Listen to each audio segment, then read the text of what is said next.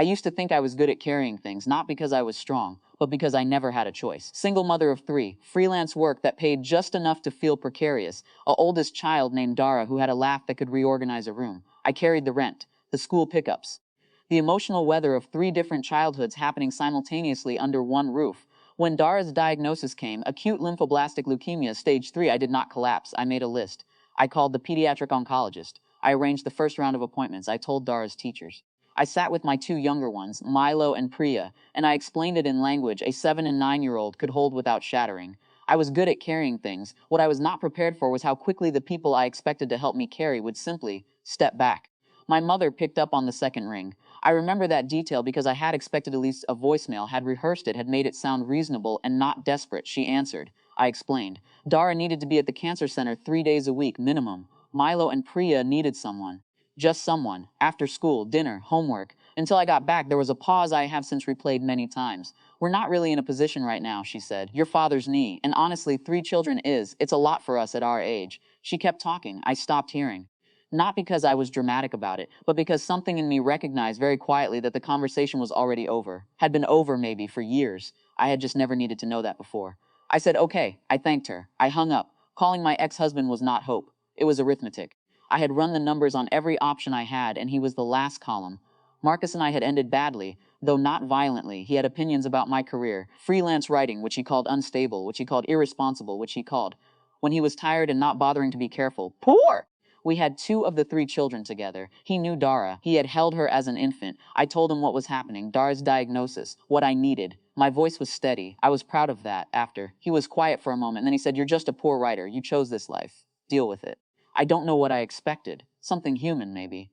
Something that remembered we had once loved each other enough to make children. I said nothing. I ended the call, and then I did something I still think about. I sat at the kitchen table for 4 minutes. I looked at the wall, and then I stood up and I made dinner, pasta, whatever was in the cabinet. Milo ate 2 bowls. Priya was wanting to tell me about something that happened at recess. I listened. I was there. I had nowhere else to be. The months that followed are not something I can describe linearly, because they did not feel linear. They felt like the same day repeated, with small variations in suffering. Dara in the infusion chair, watching something on a tablet, pretending to be fine for me the same way I was pretending to be fine for her.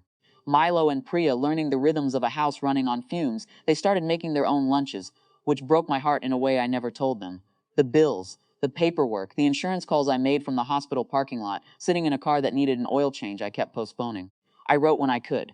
Small pieces, whatever someone would pay for, a profile here, a product description there. Marcus's voice was sometimes in my head, poor writer, and I would finish the piece anyway. I was still carrying things, but I was hollowing. Dara died on a Tuesday. I will not perform that for you. I will only say that I was there, that she was not alone, and that the world continued turning anyway, which felt obscene. The grief that followed was not dramatic. It was administrative first, the calls, the arrangements, the explanations to Milo and Priya that I had to make twice because Milo didn't understand the first time and needed to hear it again, simply without softening. Then it was physical, a heaviness in my chest that I assumed was temporary and turned out to be a condition of being alive. There was one night, about 2 weeks after, when Milo and Priya were asleep, and the apartment was very quiet, and I sat on the kitchen floor and I understood fully what it would mean to stop, not violently. Just stop trying, stop pushing, let the weight win. I sat with that for a while, and then Priya called out from her room. She had a bad dream. She wanted water. I got up. I got the water. I sat on the edge of her bed until she fell back asleep, and I thought that is the reason. Not a revelation, not a speech. Just a child who needed water in the dark. It was enough, barely. But enough. They showed up a week later, my parents. Sunday afternoon. My mother holding something in a dish covered with foil. Food. Like food was the language she knew for guilt.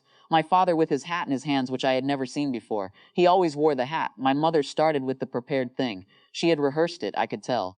Something about family, about fear, about not knowing how serious it was at first. I let her finish, then I said, very calmly, that I understood, that I wasn't angry, that I needed them to understand something in return, that I was going to be raising Milo and Priya alone for the foreseeable future, and that I did not have the capacity to manage their comfort about what happened alongside my own grief.